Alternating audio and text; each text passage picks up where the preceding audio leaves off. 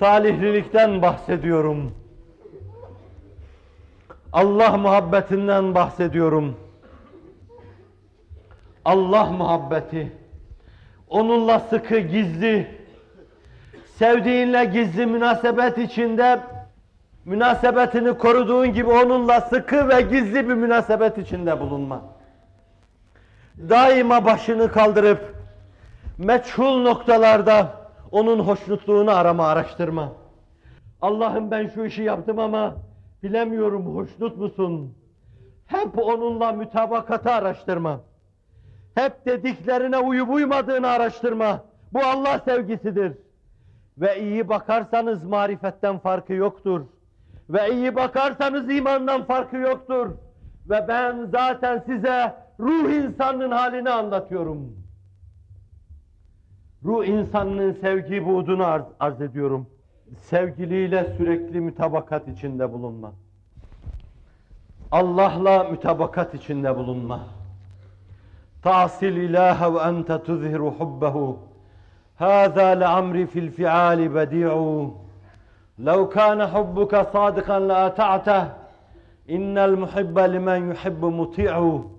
Bunu tabiinin büyük kadını Rabia Adeviye söylüyor. Biri arkadan yaklaşmış kendisine, onun münacatını dinliyor. Gece alem yatınca saat 1-2 kalkmış doğrulmuş, karanlıkta seccadesi üzerinde kemerbeste yubudiyet içinde durmuş, şöyle diyor: Allah'ım, sevgililer sevdiklerinin yataklarına gittiler. Aşık maşukla şimdi sarmaş dolaş. Benim maşukum sensin. Ben de kalktım senin yanına geldim. Sana çeşitli şeyleri şefaatçi olarak arz ediyorum. Benim sevgim de bir hayli derindir. Bu kadın deli gibiydi. Konuşurken deli zannederdin bunu. Allah'la bir irtibatı vardı ki alınca kendinden geçerdi. Ama burada şu sözü yakıştırıyor, araya sokuyor ve ifade ediyor. İsteğim, dileğim çoktur. Aşıkın maşuktan istediği her şeyi istiyorum. Ama aşkımı şefaatçi değil, senin bana olan alakanı şefaatçi yapıyorum. Hani senin bana olan sevgin var ya, işte ben onu şefaatçi yapıyorum. Bu emin bir kalbin ifadesidir. Çünkü dikkat edin, Allah tarafından ne kadar sevildiğinizi öğrenmek istiyorsanız, Allah'ı ne kadar sevdiğinize bakın. O delice seviyor. İştiyaka varan bir şeyle seviyor. Seviyorsanız o kadar seviliyorsunuz demektir. Allah'ım, benim sana olan alaka ve aşkım değil, senin bana olan muhabbetin hürmetine istediklerimi onunla senden istiyorum. Onu şefaatçi ve vesile yaparak istiyorum diyor. İşte bu kadın. Söylediğim nazım bu kadına ait. Tahsil ilahe ve ente tuzhiru hubbe. Allah'a isyan ediyor, baş kaldırıyor. Serkeşliğim bini bir para. Sonra da kalkıp diyorsun ki ben ona itaat ediyorum. Sizi tenzih ederim. Tahsil ilahe ve ente tuzhiru hubbehu. Allah sevgisini sar ediyor ve durup Allah'a isyan ediyorsun. Hâzâ le'amri fil fi'âli bedi'u. Doğrusu hayatıma yemin ederim, hayatı bana veren Allah'a yemin ederim ki, işler arasında en garibime giden şey budur. Anlaşılır gibi değil. Anlaşılır gibi değil, isyanla Allah sevgisi. لَوْ كَانَ حُبُّكَ صَادِقًا لَاَتَعْتَ. Muhabbetin sadık olsaydı, sen sevdiğin insana itaat ederdin. Sevdiğine itaat ederdin, Allah'a itaat ederdin. Çünkü لَأَنَّ الْمُحِبَّ لِمَنْ يُحِبُّ مُطِيعُ. Seven sevdiğine itaat eder. Siz sevgiyi de idrak edemezsiniz. Ama vicdan onu sezer. Vicdan onu sezer ve vicdan inler. Rab'le mütabakat araştır diye inler. Allah'la mütabakatı terk etme diye inler. Bizim eksiğimiz, gediğimiz budur. Yoksa lafların en tumtıraklısını yapıyoruz. Kitapların en muhteşemlerini yazıyoruz. Ama Allah'la münasebete gelince ben nefsim zaviyesinden sadece söyleyeyim. Münasebetlerimiz çok zayıftır. Var olduğu söylenemez. Bir insan bir kere Allah'la münasebete geçti mi, içinde ayar muhabbeti kalmayacak. Her şeyi silip süpürüp atacaktır. Ne ölüm endişesi, ne hayat tutkusu. Hiçbir şey kalmayacak. Allah'ın inayet ve keremiyle her şey kafasından silinip gidecektir. Zira yine Cenab-ı Hak Hazreti Davud'a şöyle diyor. Ya Davud, inni harramtu alel kulub en yedhula hubbi ve hubbu gayri ma'aha ev fiha. Ya Davud, kalplere haram kıldım. Benim muhabbetimle bir başka muhabbetim beraber o kalplere girmesini haram kıldım. Veya benim muhabbetimle başka muhabbetler o kalbe girsin haram kıldım. Hakiki muhabbeti ilahi bir kalbe hakim olmuşsa, sahip olmuşsa, Yunus'un ifadesiyle insan ballar balını bulmuşsa, başka şey zaten istemeyecektir. Ballar balını buldum, servetim yağma olsun. Ballar bal olun, Allah'la münasebettir, Allah aşkıdır. Onu bulduysanız, her şeyi, her matlubu buldunuz sayılır. مَاذَا وَجَدَ مَنْ فَقَدَ وَمَاذَا فَقَدَ مَنْ وَجَدَ. Ataullah İskenderani diyor. Onu bulan ne kaybetmiştir ki ve onu kaybeden ne bulmuştur ki? Onu bulduysan her şeyi buldun. Onu kaybettiysen her şeyini kaybettin. Bütün dünya senin olsa dahi sen kazanma kuşağında kaybetmiş bir insan sayılırsın. Yunus ifadesiyle ballar balını buldum, servetim yağma olsun. Onun yoluna girdinse artık ayar ocağında yansan dahi sesini çıkarmayacaksın. Cananı diliyorsan başkalarıyla meşgul olmayacaksın. Çok tekrar ettiğim sözlerdendir. Sözü açınca ben de tekrar ediyorum. Canan dileyen dağdağayı cane düşer mi? Can isteyen endişeyi canane düşer mi? Girdik rehi sevdaya, cünunuz, bize namus lazım değil. Ey dil ki bu iş şane düşer mi? İstersen sen bu iş şana şerefe düşme der. Rehi sevdanın delileriysek biz, bize namus da lazım değil diyoruz. Allah muhabbeti, Allah alakası kalbe girince her şeyi siler, süpürür, götürür. Ve bu bir ölçüde sizin Allah'la alakanızın ifadesidir. Münasebetinizin ifadesidir. Ne kadar seviyor, ne kadar alaka duyuyorsanız o kadar alakası vardır kat katıyla. Men ahabbe liqa Allah, ahabballahu liqa'ah. Ve men keriha liqa Allah, kerihallahu liqa'ah. Resulullah sallallahu aleyhi ve sellem buyuruyor. Bir insan Allah'a mülaka olmayı, Allah'la karşılaşmayı, Allah'a vasıl olmayı, Allah'ın tecellileriyle bütünleşmeyi arzularsa, Allah da Celle Celaluhu onu ister, onu sever, tabir caizse onu arzular. Bir kimse bundan kaçarsa, Allah da onunla karşılaşmadan hoşlaşmaz diyor. Sevmez Allah onu, karşısına çıksın istemez onu diyor. Demek ki insanlardaki sevgi, Allah sevgisinin bir emaresidir. Kalplerinizi yoklayın, kafalarınıza bakın. O alaka ne kadar derinse, Allah'ın size olan muhabbeti, sizi tutması, sizi desteklemesi, sizi aziz bilmesi, sizi yere bırakmaması, sizi hep üstün tutması, onun bir bakıma lazımı olacaktır. Sevin Allah'ı, seveceksiniz. Güvenin Allah'a, Allah Celle Celaluhu sizi boşlukta bırakmayacaktır. Rabbim sizi boşlukta bırakmasın. Bunun ötesinde bir iştiyak vardır. Cenab-ı Hakk'ı arzulama, Cenab-ı Hakk'a karşı iştiyak duyma. Fani şeylere karşı iştiyaklarınız olur. Baharı arzularsınız. Bahçelerde gezmeyi arzularsınız. Gençliği yeniden bir kere daha elde edip yaşlandığınız zaman yaşamayı arzularsınız.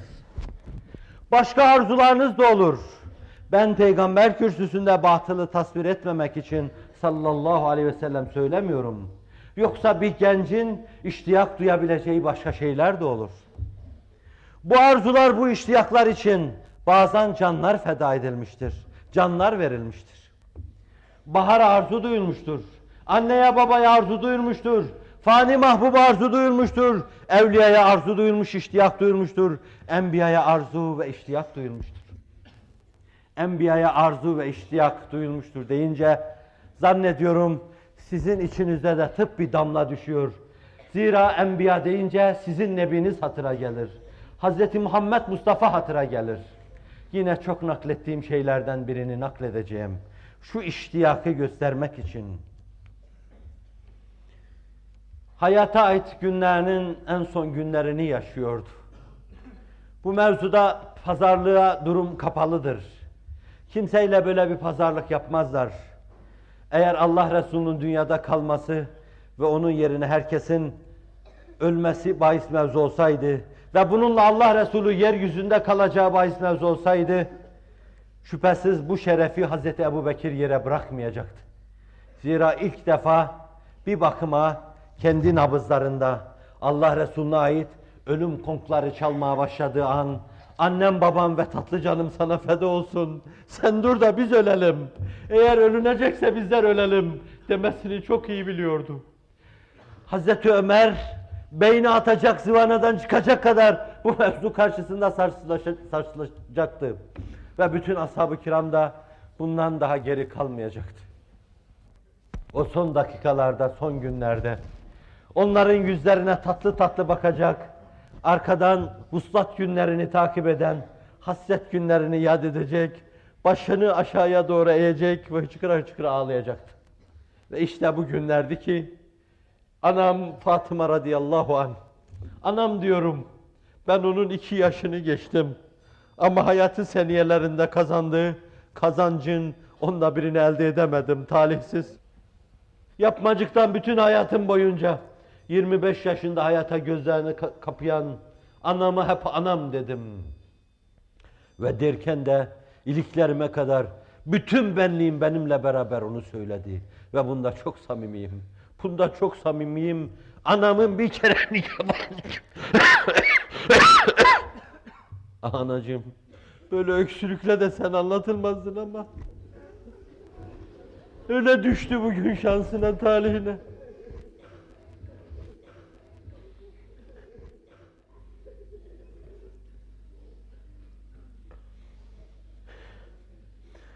Gurub eden güneşin yanına o da bir geldi. Ayşe validemiz bunu gıptayla anlatır.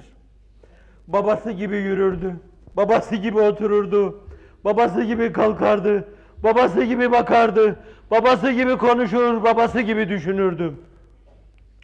Babasına da tatlı canlarımız feda olsun, kızına da tatlı canlarımız feda olsun. Anam yanına sokuldu. Allah Resulü sahih ve muteber hadis kitaplarında kızının kulağını ağzına kadar çekti. Ona bir şeyler fısıldadı. Öyle bir çığlık attı ki anam, öyle bir çığlık attı. Eğer o çığlık dert halinde tecessüm etseydi, kainatın ödünü koparırdı.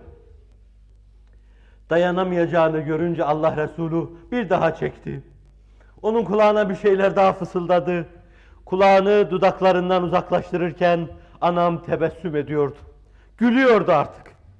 Ayşe validemiz der ki, ben Allah Resulü hayattayken çok zorladım. Bana dedi ki Resulullah'ın sırrını sana söyleyemem. Bana bir sır verdi, kızına bir sır verdi. Vefat ettikten sonra çok yalvardım. Ne olur dedim, artık nasıl yemin ettirdiyse, ne olur dedim bir kere söyle. Dediler ki, yürekleri ağlatan bir sözdü. Dediler ki, babam kulağımı ağzına çekti, dedi ki, kızım biliyor musun ben şimdiye kadar çok hastalandım. Hiç hastalıktan kurtulamazdım. Her gün başına sıkıca bir bez sarar minbere öyle çıkardı. Zira o dünyada rahat etmek için bulunmamıştı. Baş ağrısından bayılır bayılır düşerdi de başına kovayla su dökerlerdi. İşte Buhari, işte Müslim, işte Ebu Davud'un Süneni. Kızım çok hastalandım ama biliyor musun bu defa yolculuk var bana dedi. gidiyorum. Ben çığlığı kopardım. Ya Resulallah, ne kadar yenisin. Sanki dün gitmiş gibisin. Ve kalbim kızının kalbi kadar kırık.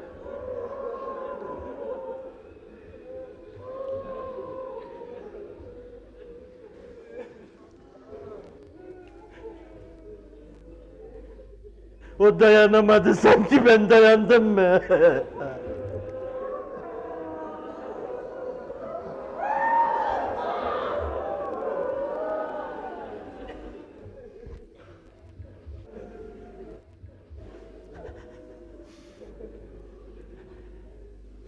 Ve çekti kulağımı, dedi ki, kızım ağlama dedi. Ben gideceğim ama en erken bana sen kavuşacaksın. Vuslat iştiyakıyla sevindim ve güldüm. 6 ay sonra, 25 yaşında, gözleri dolu, işleri hüzün peteği, Hasan Hüseyin arkada. 6 ay sonra anam o hicrana dayanamadı. Yandı. Vuslat arzusuyla yandı. İştiyak arzusuyla yandı ve kavuştu. Yusuf'a iştiyak arzusu besleyenler vardı. Uzaktan Yusuf'u görünce ellerindeki bıçakları dudaklarına ve parmaklarına çaldılar. Ayşe validemiz bu hususu destanlaştırırken şöyle der: فَلَوْ سَمِعُوا فِي مِصْرَ أَوْسَافَ خَدِّهِ لَمَا بَزَلُوا فِي سَوْمِ يُوسُفَ مِنْ نَقْدِهِ لَوَاحِي زَلَيْخَا لَوْ رَأَيْنَ جَبِينَهِ لَآثَرْنَ فِي الْقَطْعِ الْقُلُوبَ عَلَى الْأَيْدِي. Eğer Mısır'da Yusuf Aleyhisselam'a paha biçmek için altınları, incileri, zebercetleri, yakutları pazarlık için ortaya dökenler benim Efendimiz'in Dirakşan çehresini görselerdi, Hz. Muhammed Mustafa'yı görselerdi, Yusuf Aleyhisselam için döktükleri o paraları dökmez, pazar yerini değiştirir, Mısır'ı bırakır, Mekke'ye, Medine'ye gelirlerdi diyor. Levahi Zeleyha levra'ine cebine. O Zeleyha'nın arkadaşları da benim Efendimin alnını görselerdi, hançerleri ellerine, dudaklarına değil, kalplerine saplarlardı. Molla Cami ruhun şad olsun. Ne güzel diyorsun. Zenan-ı Mısri behengame-i cilve-i Yusuf ziruyi bi khodi az dest-i khish biburidend mukarrer است ki dili pare pare mi kerdend eğer cemali tu nur didemi didend. Mukarrer است ki dili pare pare mi kerdend eğer cemali tu nur didemi didend. Hançerleri sinelerine saplayıp paramparça edeceklerdi. Dillerini paramparça edeceklerdi.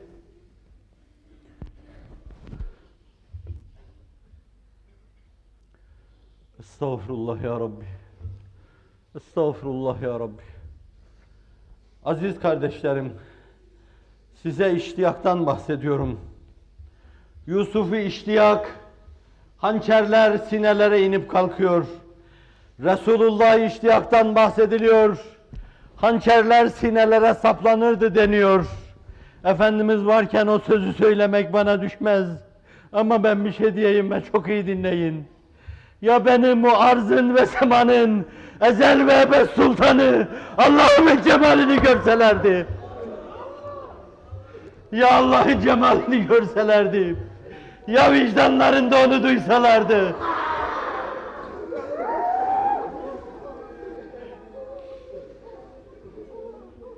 Aşkla, iştiyakla arkasına düşülecek şey. Aşkla, iştiyakla çöllerde takip edilecek şey. Gerçek Leyli odur. Ama Mecnun yolunu şaşırmış. Gerçek Yusuf odur. Zelih'a döveceği kapıyı bilememiş. Hatta denebilir, O pakize annem bile benim, onun çehresinde ona ait güzellikleri görüyordu. Gördüğü hak güzelliğiydi. Sine'nin hançere inmesine vesile olan hak güzelliğiydi. Ama o mirat-ı mücelle olan Hazreti Muhammed Mustafa'da görüyordu onu. Ya benim efendimi görselerdi? Mevla'ya ya seni görselerdi? Mevla'ya göster kendini bizlere. Mevla'ya kapının kullarına göster. Mevla'ya açlarını doyur. Mevla'ya susuzlarını doyur. Mevla'ya hissizlerini doyur. Mevla'ya bizlere can ol. Mevla'ya dertlerimize derman ol. Mevla'ya iradelerimize fer ol. Mevla'ya aşkınla bizleri delirt. Mevla'ya bizleri çılgına çevir. Ya benim efendimi görselerdi? İştiyak. İçimizden silip götürdükleri şey iştiyak. Tarihimizi ondan tecrid ettikleri yüce hakikat Allah iştiyakı. Allah sevgisi veya ilahi sevgi mahrumiyeti. Ruh insanının iç yapısının bir yanı, kalbinin bir parçası. Bu kadar sevenler herkesi sevecekler. Onun hatırına, onun bahçesinde dolaşırken her gülü koklayacaklar. Yine Yunus'un diliyle yaratığı severiz yaratandan ötürü. Her güle bir gamze çakacaklar. Mecnun'un yaptığı gibi gördükleri ceylanların gözlerini öpecekler. Leyla'nın gözlerine benziyor diye. Ondan ötürü herkesi sevecekler. Ve o sevginin gölgesi içimize düştüğü andan itibaren siz de görüyorsunuz ki zaten kainata öyle bakıyoruz. Sevgi deyip durduk. Elimizden geldiğince kini, nefreti, adaveti gömmeye çalıştık. Edenlere bile mukabele etmek istemedik.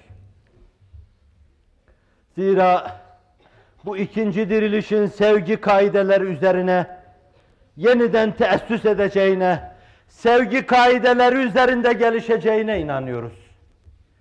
Biz onu severek, o da bizi severek. Biz onun yolunda koşarak, o da bizi tutup destekleyerek.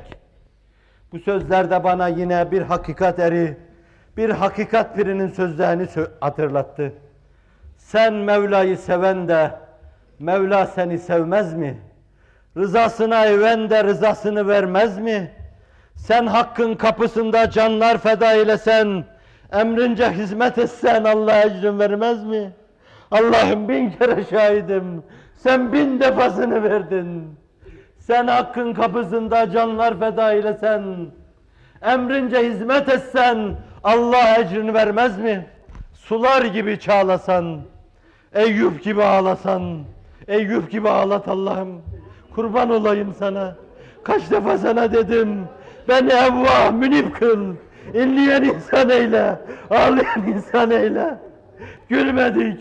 Ümmeti Muhammed adına gülünecek durum yoktu ama ağlamalıydım. Akif'in dediği gibi, ey sıkılmaz, ağlamazsın bari gülmekten utan. Ey sıkılmaz, ağlamazsın bari gülmekten utan.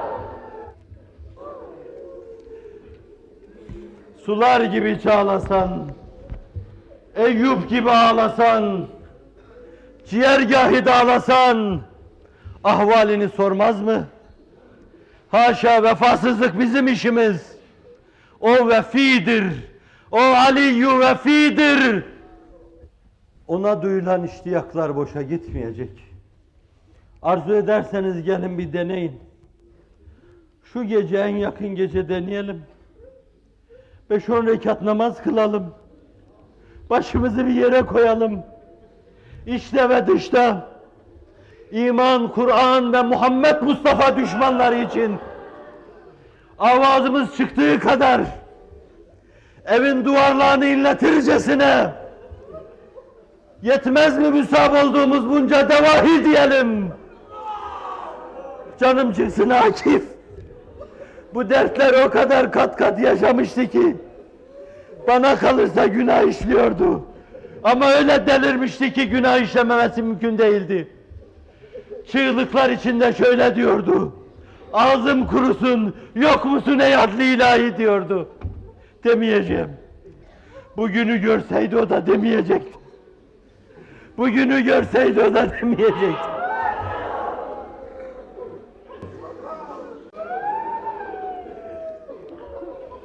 Deneyelim.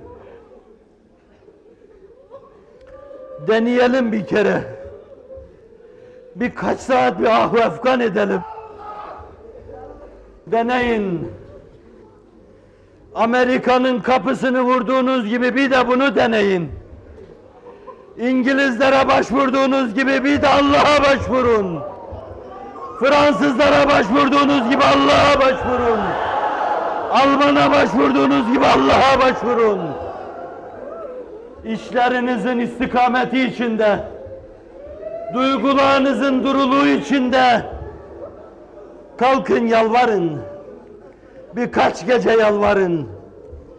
Orada cenazesi kaldırılmamış, kanlar içinde yatan o şehitler bile bu kadarcık olsun sizden himmet beklemekteler. Başlarında Yasin okunamadı, gasledilemediler. Bir imam götürüp gömemedi. 5'ini 10'unu bir çukura attılar. Ve dua bekliyorlar. Himmet bekliyorlar. Bu nasıl soydaşlık? Bu nasıl dindaşlık? Bu nasıl kardeşlik?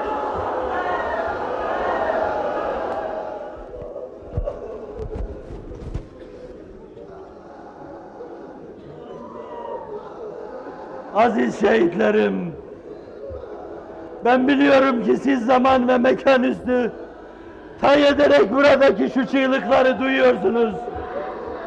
Ve zannediyorum bundan başka size gözü doldurur herhangi bir şey de intikal etmiyor. Sokaklarda mitikler tertip edilecek. Bağırıp çağırmalar olacak. Keşke o da devam ve temadi etseydi. Ve bazıları bunları siyasi mülazaları hesabına değerlendirecekler. Ama hepsi birer çığ gibi yerinden hareket edecek, yürüyecek ve duracak.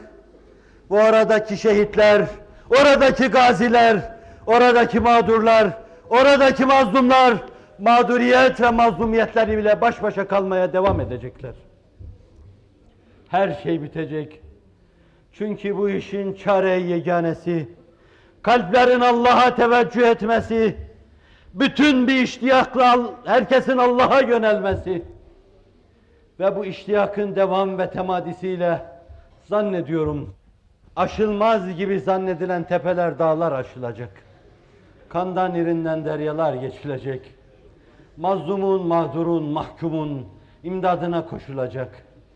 Ve inşallah bundan sonra şu ana kadar 1-2 asırdan beri ağlayanların ağlamaları dinecek. Gülenler ağlayacak, ağlayanlar da gülecek. Allah'ın rahmetinden öyle bekliyoruz.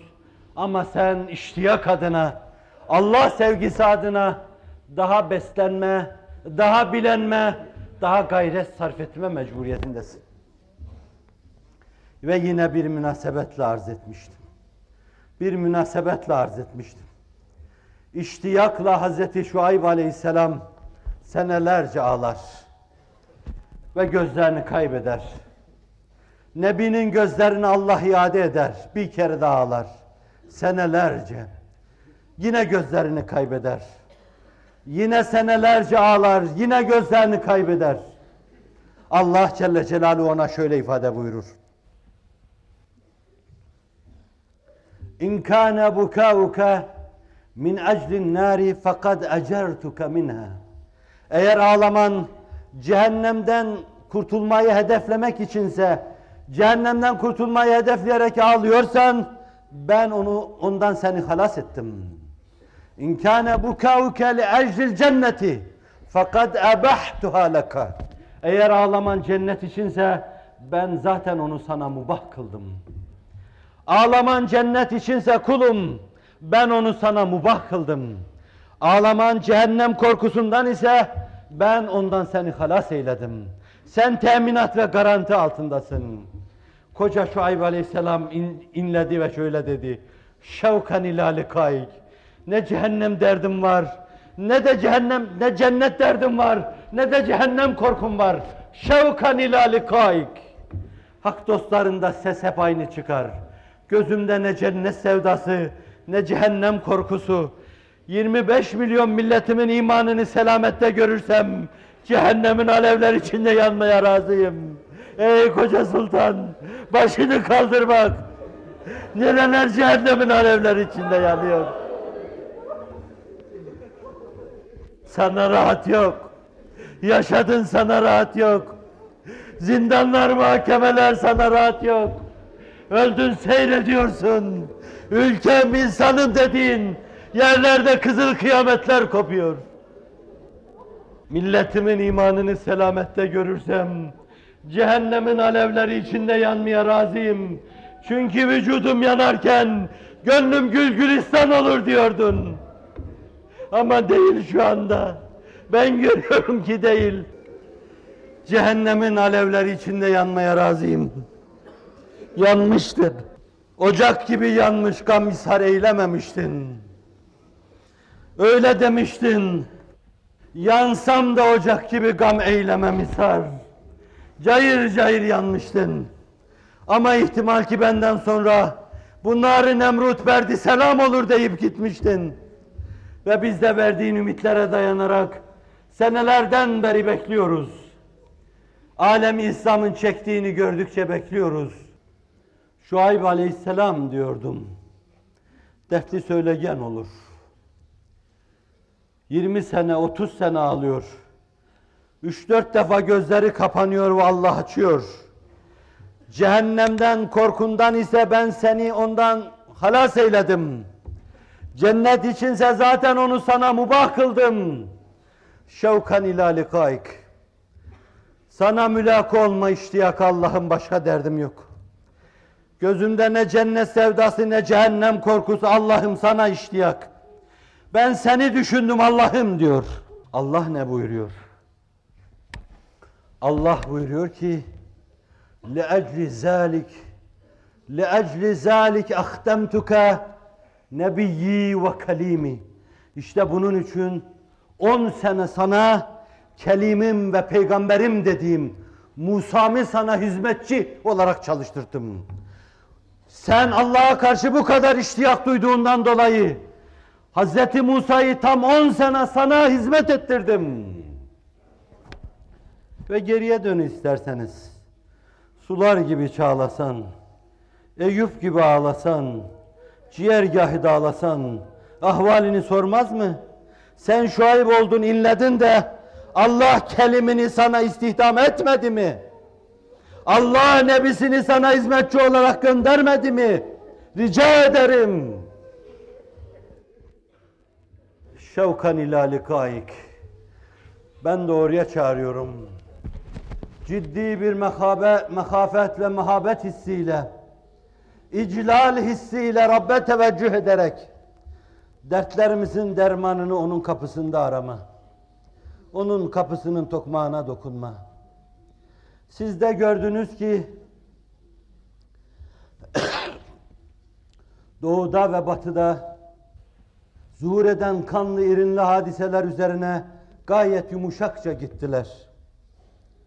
Çünkü orada bölüşülmesi planlanan petrol yoktu. Çünkü orada petrol istihsalinin %75'i yoktu. İlk kavgada bundan dolayı olmuştu. Bundan 71-72 sene evvel bizden koparırken bu maksatla koparmışlardı. 69 sene evvel 21 senelerinde bir ülkeyi yeni baştan işgal ettikleri zaman bu maksatla etmişlerdi. Tarih tekerrürden ibaret. Tarihi tekerrür menfezlerinden zulüm bir kere daha Azerbaycan'a girmişti. Ve bu çok belli bir şeydi. Söylenen her şey bahane bunun dışında. Alem-i İslam cevherleri, petrolleri, zenginlik kaynakları için yağma edildi, bölündü. birbirine düşürüldü. Türk insanı birbirine düşürüldü. Ve onun başına zalimler musallat edildi. Ve her yerde senin dindaşın, senin soydaşın inliyor. Ve zalim bunu ney gibi dinliyor. Hiç umurunda değil. Ayağı ayağının üstünde ney gibi dinliyor. Bir sineğin bir yerden bir yere kalkıp konması kadar dahi ehemmiyetli bir hadise saymıyor bunun. Saymıyor. Beyanatlar veriliyor. Makul görüyoruz. Şu mezbahane gayretleri makul görüyoruz. Canavarca işgalleri makul görüyoruz. O zaman sana ne düşüyor? Kemali samimiyetle hakkın kapısına yönelme. Onu kendi azametine has keyfiyetiyle kavrama. Ona dayanma, ona güvenme. Onun emirleri ışığı altında canlanma. Dirilme, yapılanma ve yenilenme. Allah'ın inayet ve keremiyle. Yerin altı da bunu bekliyor, üstü de bunu bekliyor. Ben zannediyorum daha önce bu iş için şehit olanlar şimdi dirilip kalkıp gelselerdi, ifadeleri sadece benimki gibi perişan, dağınık olmayacaktı. Ama zannediyorum size aynı şeyleri anlatacaklardı. Tarihi tekerrüre bakın. Çok arz ettiğim bir hususun çehresinde. Bu ülke dört bir yanından tehdit edildiği günlerdi. Ve Anadolu'da değişik kuvve-i milliye hareketleri hareket ettiği dönemdeydi. Bize gavurlardan el uzatılmıyordu. Yine dindaşlarımızdan, soydaşlarımızdan el uzatılıyordu. Nedvi naklediyor. Hepinizin çok iyi bildiği Ali Ulvi Bey de tercüme etmişti bunu. 20-30 sene evvel okumuştum. Hala tesirindeyim, hala tesirinden kurtulamadım. Lahor'da alem-i İslam'ın başı, bir manada 9 asır, 10 asır, bir manada da 6 asır, İslam dünyasının son karakolu olarak vazife görmüş bu Necip millet. Hususiyle Osmanlılarla başlayan dönemde bütün İslam dünyasının karakolluk vazifesini yapmış. Hindistan, Pakistan yok o zaman. Hindistan İngiliz müstemlekesi. Onların çizmeleri altında inliyor. Ama iman kardeşliği şuuruyla Lahor'da toplantı yapıyorlar. Şimdi mitikler yapıldığı gibi mitikler yapılıyor. Mitiklerin de hedefledikleri şey de İstanbul hükümetine yardım göndermek. O fakir millet, o esir millet ne yardım gönderecektir? Sırtından elbisesini çıkarıp atanlar oluyor. Vakanın şahidi anlatıyor bunu. Sırtından elbisesini çıkarıp atanlar oluyor. Lahor meydanları öyle dolmuştu ki aman Allah'ım. Akif'in mahşer mi mahşer dediği tabir. Ancak bu tabirle ifade edilebilir. Veya bizim iğne aslan yere düşmez dediğimiz şey. Hatipler güzel konuştular. Cemaat coşmuştu. Ceketler atılıyordu. Entariler atılıyordu, eteklikler atılıyordu. Ve parası olan da para veriyordu. Ne acıdır ki istidrade, antiparantez arz edeyim. Bu yardımlar Rusya'nın eliyle bize geldiği için Rusya yardım ediyor görünmüştür. İşin acı bir yanı da budur. O gün Lahor sokakları inliyordu. Halk coşmuştu. Son söz söylenmesi bekleniyordu. Şiir, nazım tamdı. Kafiyeyi koyacak birine ihtiyaç vardı. Alem İslam'ın 20. asırda derdini bütün ağırlığıyla sırtında taşıyan birkaç insan vardı. Bunlardan bir tanesi de o gün o konuşmalar manzumesinin kafiyesini koyacak beyaz urbalı nurani insandı. Belliydi Alem İslam'ın derdini çektiği. İki büklüm olmuştu. Kürsüye doğru yaklaşırken biri yaklaşıyor diye herkes yol veriyordu. Çıktı oraya ama iki büklümdü. Bembeyaz elbiseler içinde iki büklümdü. Güzel konuştu. Manzum şeyler ifade etti. Halk coştu, kendinden geçti. O sözlerini şöyle bitiriyordu. Cemaat, şu dakikada ben Resul-i Ekrem'in karşısında kendimi görüyorum. İsterseniz Siz de öyle kabul edin.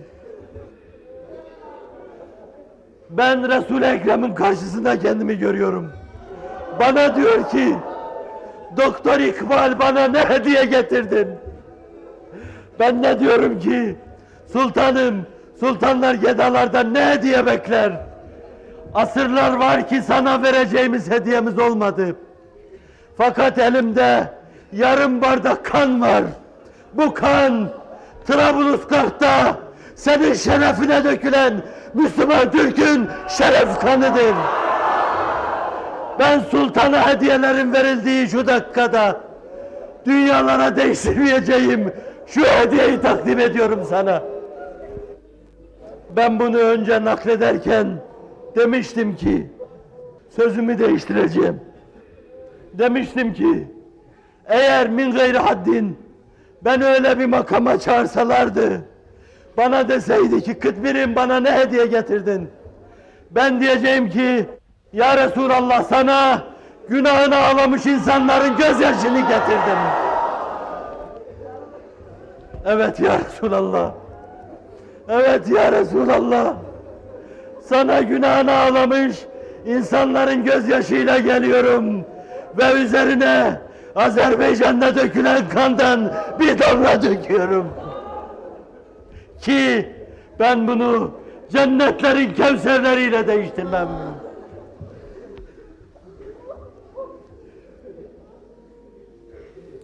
Vereceğimiz şey ruhu seyyidül enami çoktan beri hoşnut edemedik. Bari ağlamalarımız da olsun. Bari hicranlarımız da olsun. Değerli kardeşlerim, mehafet ve muhabbeti de anlatıp bağlayacaktım. Ama siz saatlerden beri bekliyorsunuz. Ben de hasta olarak sizin huzurunuza çıktım. Sizin hakkınız üzerimde çok büyüktür. Siz o kadar mesafe kat edip buraya gelince insicam içinde faydalanacağınız güzel şeyler anlatmam lazım. Oysa ki gönlüme göre hissiyatımı size intikal ettiremedim. Bir dert taatisinde bulunayım dedim. Bir ızdırap taatisinde bulunayım dedim. Bir hasretlerimi içimden atayım. Bir şu dikenleri çıkarıp içimden atayım. Bir cehennem alevlerini çıkarıp içimden atayım. Siz de aynı şeyi yapın. Böyle bir taatide bulunayım. Beraber bulunalım ve ferahlayalım demiştim. Onu çok iyi diyemediğim gibi demeyi planladığım şeyleri de diyemedim. Ama sizden bir istirhamda bulunacağım. Buradaki ahu efkanınız ve hicranlarınız Allah indinde inşallah hora geçmiştir. Makbuldür. Ama daha hora geçecek şu husus var.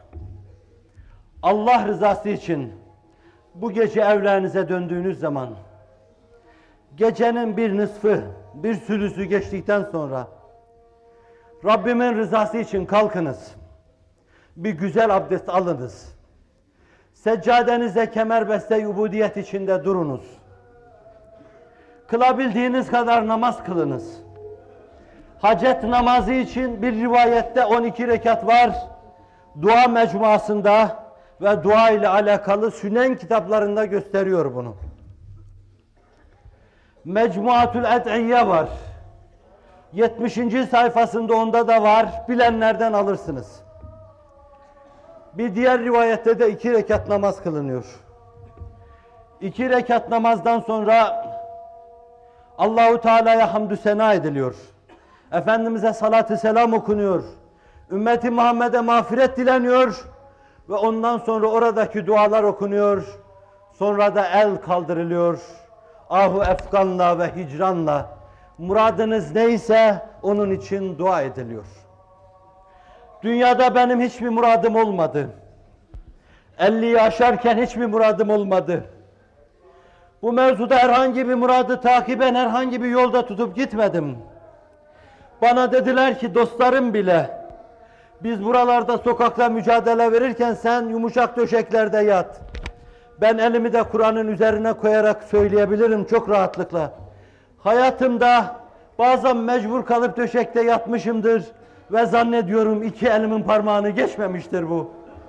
Hep bir tahtaya başımı koydum yattım. Hep bir yastığa başımı koydum yattım. Ama alem-i İslam hicrandayken ben dinlenemezdim, rahat edemezdim. Bir dikili taşım yoktur. Edremit'ten Marmara Denizi'ne kadar benim zeytinlerim olduğunu söyleyenler oldu. Apartmanlarım olanları söyleyenler oldu. Oysa ki ben şunu size söyleyeyim. Arkadaşlarımdan birisi şu 12 Eylül'den sonra yapayalnız kaldığım dönemde, sıkıştığım bir dönemde utandım, bir şey almaya, yiyecek bir şeyim yoktu. Arkadaşlarımdan birisinin hediye ettiği teybi satma mecburiyetinde kaldım. Onunla ben Kur'an dinliyordum. Götürdüm. O da aldı götürdü, dükkanına koydu. Sonra aldı bana getirdi. Hocam dedi, ayıp olur bizim için dedi. Ben arkadaşlarımı kınamıyorum. Benim arkadaşlarım, beni tanıyanlar, benim gönlümde yeri olan insanlardır. Ama ben Selahaddin Eyyubi gibi gülmeyi kendime haram dedim. Haram olsun dedim. Yumuşak döşekten bahsediyorlar. Güldüm ona. Onu başkalarına sormak lazım. Ben 30 sene evvel altıma bir hasır koymuştum. Hala o hasırlar üzerindeyim. Hasırımı değiştirmedim. Kitaplarım vardı. Arkadaşlarıma dedim ki bunları sırtımda taşıyor gibiyim. 15 sene evvel vakfettim bunu. Bir kütüphaneye vakfettim. Ama girip çıkarken istifade ediyorum. Öldüğüm zaman bunların hesabını Allah bana sorarsa ne derim? Bir şomazlık daha yaptım. Bir kere daha sizi izac edecek şeyler konuştum. Bir kere daha meleği alede reddedilecek sözler sarf ettim. Bir kere daha ruh seyyidül enamı rencide ettim. Bir kere daha temiz vicdanlara çuvaldı sapladım. Allah beni affetsin. Boşluğum demek. Keşke onlar deseydi, ben de demeseydim. Çünkü ben ümmeti Muhammed'in derdinden başka bir şey düşünmek istemedim. Derdim o olsun dedim. Allahümme ec'alni halimen selimen evvahen muniba dualarım içinde terk etmediğim dualardan inleyen insan olayım. Çünkü alemi İslam'ın durumu inlenecek durumdur. İnleyen insan olayım dedim. Ve bir gece, 2 gece, 3 gece sizin inlemenizi istirham ediyorum. Ben kimim ki dua edeyim de kabule karin olsun? Bazen şöyle yaklaştım arkadaşlarıma. Ders çok büyük dedim. Ben çok mücrim, dua ediyorum. Benim duam yetmiyor. Ne olur Allah aşkına bana duada yardımcı olun. Allah aşkına bana yardımcı olun. Allah aşkına duada bana yardımcı olun.